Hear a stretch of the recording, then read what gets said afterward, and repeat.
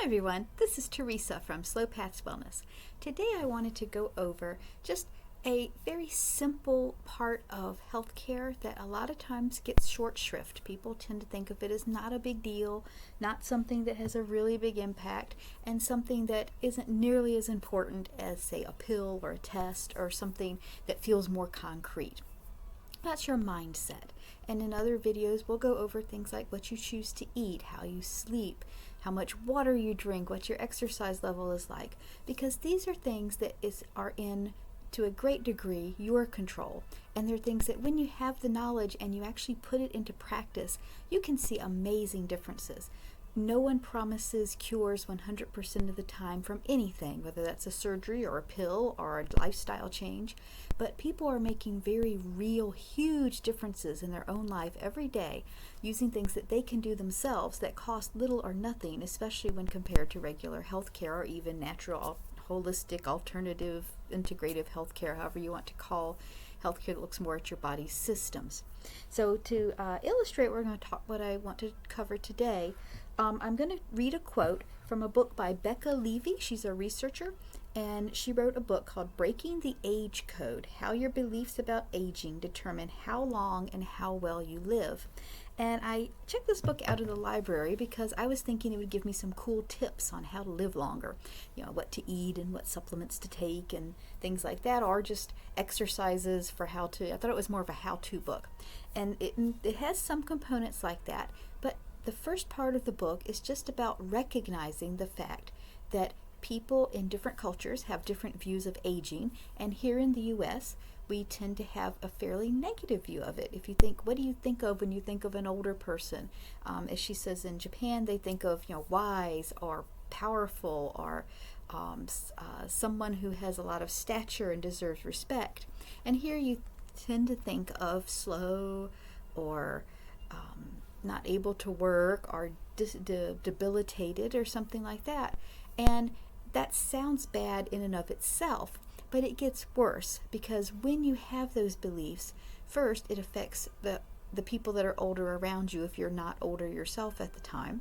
It affects them because they end up buying into that and end up shrinking themselves to kind of fit the beliefs around them unless they're consciously actively fighting it. But it also affects you because there have been studies, and that's what her book is about. There have been studies and research showing that your own view of aging changes your lifespan. Statistically, at least it's likely to. So I'm going to just read this one quote. And this is talking about a study that was decades long called the Ohio Longitudinal Study on Aging and Retirement. And the study was done quite a while back, before cell phones and before a lot of the technology we have today. And when they did it, at the beginning of the study, they did a questionnaire asking people how they felt about aging. What did they think about aging? And at this time, the people that they were asking were in their 50s. And then they followed them over, I believe it was 3 decades or perhaps more than that, I'm not sure. And so then when Ms. Levy came in, Dr. Levy came through, she was looking for information for that for her own research and found out about the study and was able to track down those questionnaires that people had kind of forgotten about. They hadn't really used them for any kind of research ideas or research results. And then she was able to correlate them using some other data that involves math and statistics and not my strong suit. But she was able to calculate the differences in lifespan based on starting out with a different view of aging. And she allowed for the different income levels, different education levels, different exercise levels, lifestyle factors. She tried to allow for as many other factors as possible so that she was able to just whittle it down to what someone thought about aging when they were approaching or at middle age and on forward through their life. So the quote from the book says, participants with the most positive views of aging were living on average 7.5 years longer than those with the most negative views. So just having a view of aging as an adventure, as something where you can grow in wisdom, not equating it with illness or disease, not thinking of it as something that will slow you down, and being able to challenge all of those views gave people in the study, which was a large study, it involved an entire town, and it's not one of those of 5 people doing something. It was hundreds of people, and just that one thing, having a positive view of aging as they went into their own aging process, gave them an average of 7.5 years more life. So that's pretty significant. That's something that you don't see often in studies like that, where you get that kind of change. And in fact, I know because of my own cancer history, sometimes in cancer research, giving something that prolongs someone's life by 3 months is considered fantastic. So 7.5 years. Now, she has other data in the book talking about how just spending a few minutes listening to positive messages on aging can help people of all ages, but particularly elderly people, have higher levels of cognition. So they take tests to kind of test memory, or to test understanding, or to test the ability to answer a question quickly.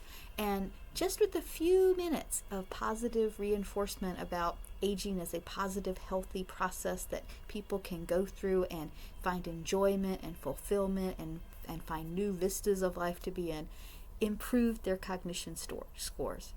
So this is one lifestyle factor, how you feel about getting older. And it's one that's kind of nebulous for people. People don't think of it when, if someone says, quick, how can you live longer? Usually, I don't think I've heard many people have their first answer be, well, I can change how I feel about getting older by change how I feel about getting older. I can change how long I live by how I feel about getting older. But that's pretty significant, 7.5 years. So when you're looking at your own health and your own health journey, I would like to ask you to think about some of those things that maybe you think of as on the periphery, things that don't necessarily involve a doctor, don't necessarily involve an acupuncturist or a health coach like myself, don't necessarily involve anything but your own willingness to look at how you view it now and how you would like to view it, and some of the little factors in your day-to-day life that you can change that can make your life better, that can make your health better.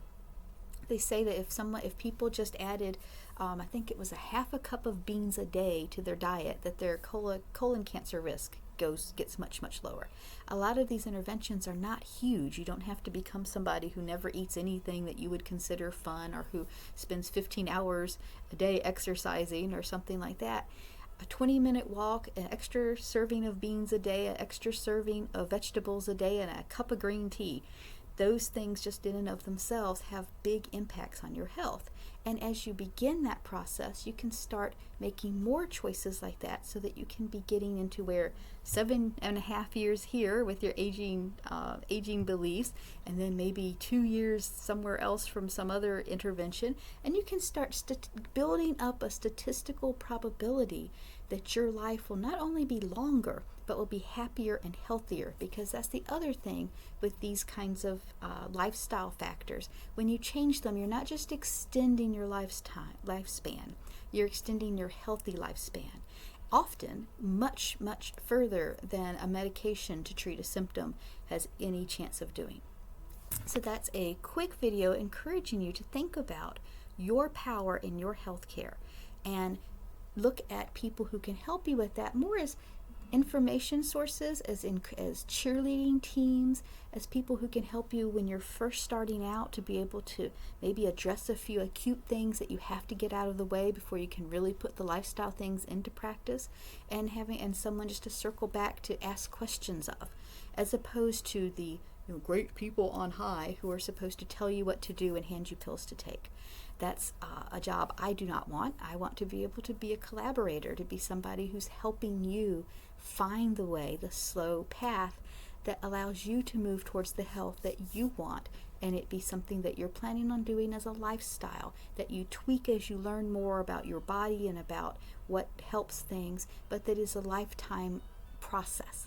So have a wonderful, healthy week, and I will talk to you in the next video.